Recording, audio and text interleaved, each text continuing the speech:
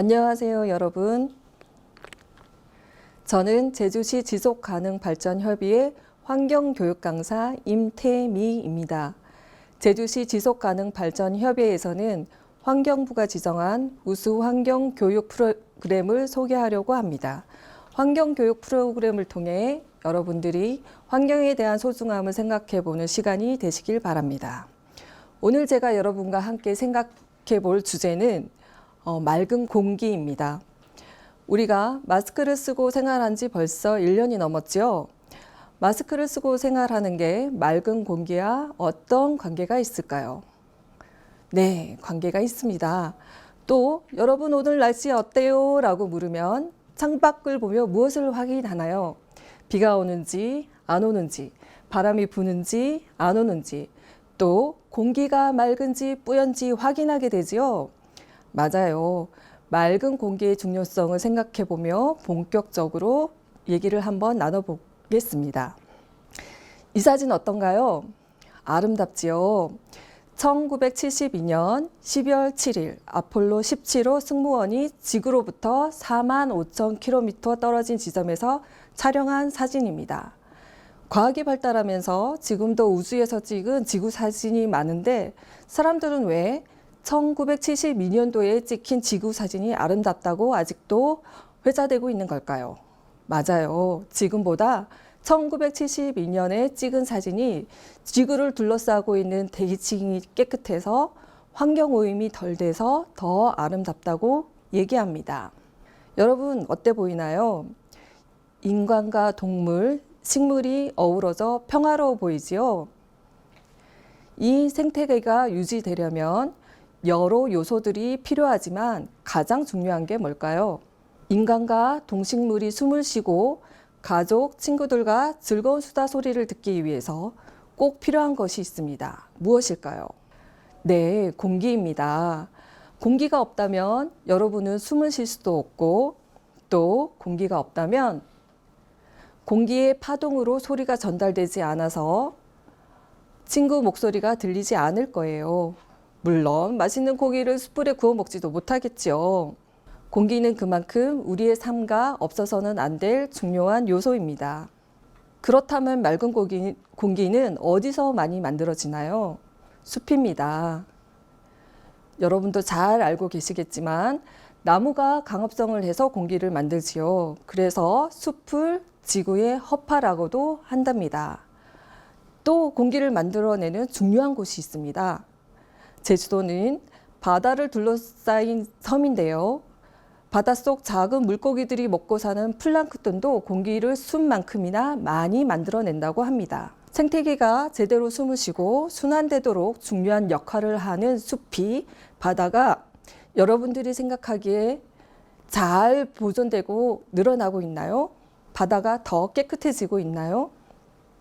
네, 안타깝게도 어느 누구도 네라고 대답하는 사람은 없습니다. 숲을 없애고 가축을 기르기도 하고 공장이나 집을 세워 도시를 만들기도 하지요. 바다도 마찬가지예요. 인간이 사용한 각종 폐기물, 플라스틱, 쓰레기 등이 바다로 흘러들어가 바다를 오염시키고 있습니다. 그래서 공기의 질에 영향을 미치는 요소에 대해 알아보려고 합니다. 여러분, 코로나가 아니어도 1년에 몇 번씩 마스크를 써야 하는 생활을 하고 있지요. 언제일까요? 맞아요. 황사와 미세먼지 농도가 심할 때 꼭 마스크를 써야 합니다. 먼저 황사의 발원지와 이동 경로를 살펴보도록 하겠습니다. 황사는 지도에서 보듯이 몽골과 중국에서 불어옵니다. 삼국 유사의 기록에 신라에 흑비가 내렸다라는 기록이 있습니다. 이 흑비가 황사를 얘기하는 건데요. 그럼 그 시대에도 마스크를 썼을까요? 신라 시대에는 안 썼고 우리가 사는 현대에는 마스크를 꼭 써야 하는 이유가 뭘까요?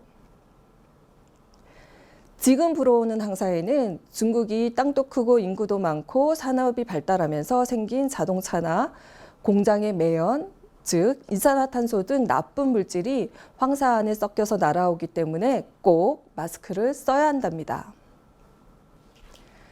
이번 그림은 미세먼지입니다. 미세먼지는 지름 10마이크로미터 이하의 눈으로 분간하기 어려울 정도의 아주 작은 먼지를 말합니다. 미세먼지의 원인은 산불, 쓰레기 불법 소각, 건설 현장, 자동차 배기가스, 공장, 도로에서 발생합니다. 자연적으로 발생하는 미세먼지보다 우리의 삶을 편리하게 만들어줬던 화력발전소, 자동차, 공장에서 인공 발생하는 이유가 더 큽니다. 우리의 삶을 편리하게 만들어줬던 요소들이 이제는 우리의 건강을 해치는 원인이 된 거지요. 미세먼지는 눈, 코, 기관지를 통해 이 같은 결막염, 비염, 기관지염 등 질병의 원인이 되기도 합니다. 황사와 미세먼지 차이를 비교해 보면 순수한 황사는 칼슘, 철분 등 토양 성분이지만 지금 불어오는 황사에는 미세먼지 성분이 포함되어 있습니다. 당연히 미세먼지는 대기오염 물질이고요. 그래서 황사나 미세먼지 농도가 높은 날 마스크를 써야 하죠. 건강을 위한 생활 수칙도 여러분들 너무 잘 알고 있겠지만 다시 한번 알아보도록 하겠습니다. 첫 번째, 장시간 실외 활동을 자제해야 하고요. 두 번째, 외출 시 식약청에서 인증한 보건용 마스크를 꼭 씁니다.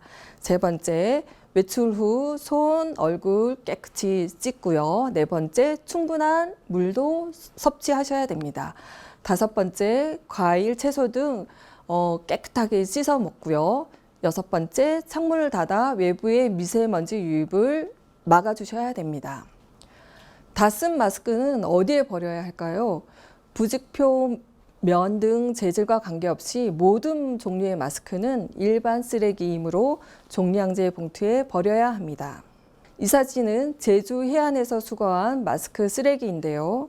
한 국제공동연구팀에 따르면 전 세계 78억 인구가 한 달 사용하는 마스크 개수가 1290억 개.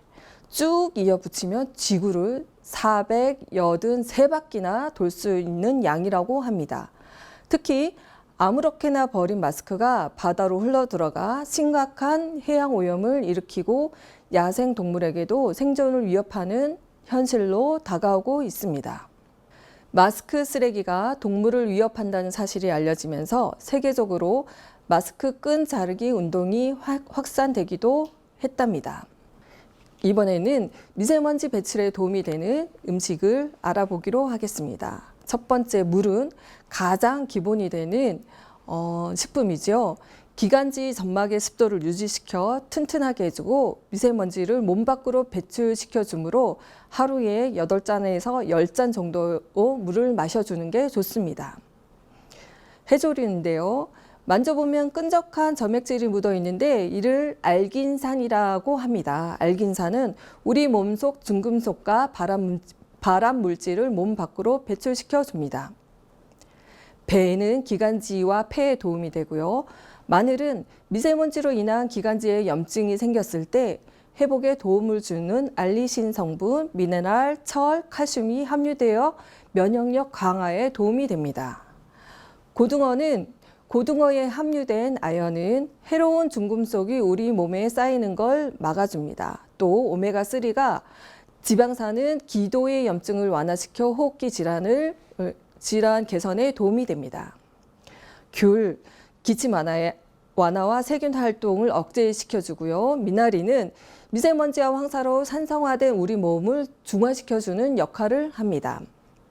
녹차 탄닌 성분은 납, 수은, 카드뮴 등 중금속의 체내에 쌓이지 않게 해주는 건강한 차입니다. 브로콜리, 셀포라판, 비타민C가 많아 미세먼지로 인한 체내 염증을 완화시키는 효과가 있습니다. 또 식이섬유가 풍부해 배변 활동을 좋게 해 노폐물을 배출시켜줍니다. 지금까지 공기를 오염시키는 원인에 대해 알아봤는데요. 원인을 알았으니 맑은 공기를 위하여 우리가 실천할 수 있는 방법도 알아봐야겠죠. 여러분이 마음만 먹으면 얼마든지 실천할 수 있는 방법입니다. 첫째, 집에서도 학교에서도 음식 남기지 않기. 둘째, 쓰레기 분리수거와 재활용. 셋째, 나무로 만들어지는 연필, 노트 아껴 쓰기. 넷째, 일회용품 사용 줄이기. 마지막으로 맑은 공기 만들기를 위해 정말 중요한 실천이 있습니다.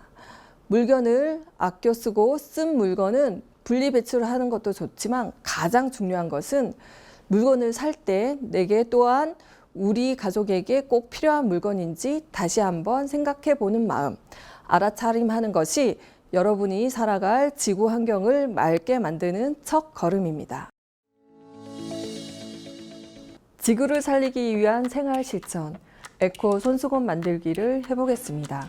준비물은 투명 파일철, 하얀 손수건, 그리고 여러분들 집 주변에서 얼마든지 제공이 되는 플립을 가져왔습니다. 그리고 병뚜껑 대신에 여러분들 딱풀을 사용해도 좋습니다. 일단 먼저 투명 파일철을 펼칩니다.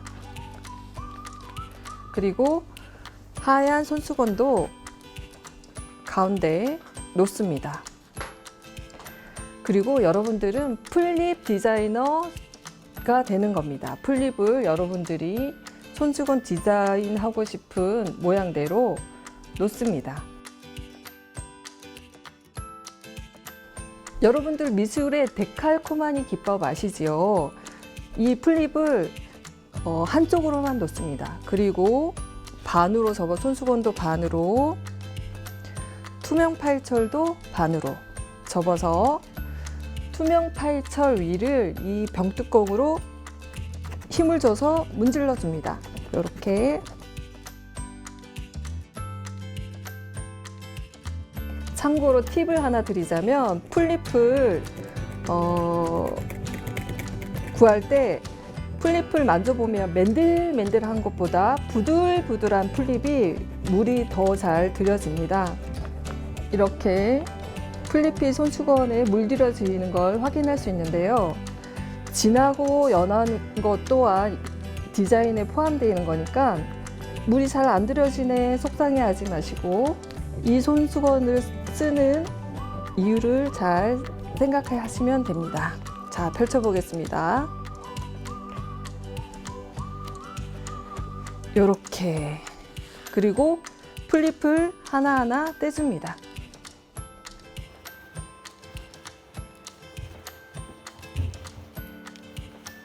짜잔! 어떤가요? 이 손수건 만들기를 하면서 우리가 손수건 만들기를 왜 했을까요? 여러분 집에서 학교에서 집에서는 수건을 쓰지만 학교에서 화장실 손 씻고 나서 손 어디다 닦나요? 네, 일회용 휴지를 사용하죠. 휴지 대신에 이 손수건을 가지고 다니면서 손을 닦는다면은 여러분도 지구를 위한 환경 보호에 동참하고 있는 것입니다. 자, 이렇게 완성된 손수건은 물로 세제를 사용하지 않은 물로 흐르는 물에 잘 헹궈서 말려서 사용하시길 바랍니다. 지금까지 제주시 지속가능발전협의회 환경교육 강사 임태미였습니다. 함께해 주셔서 고맙습니다.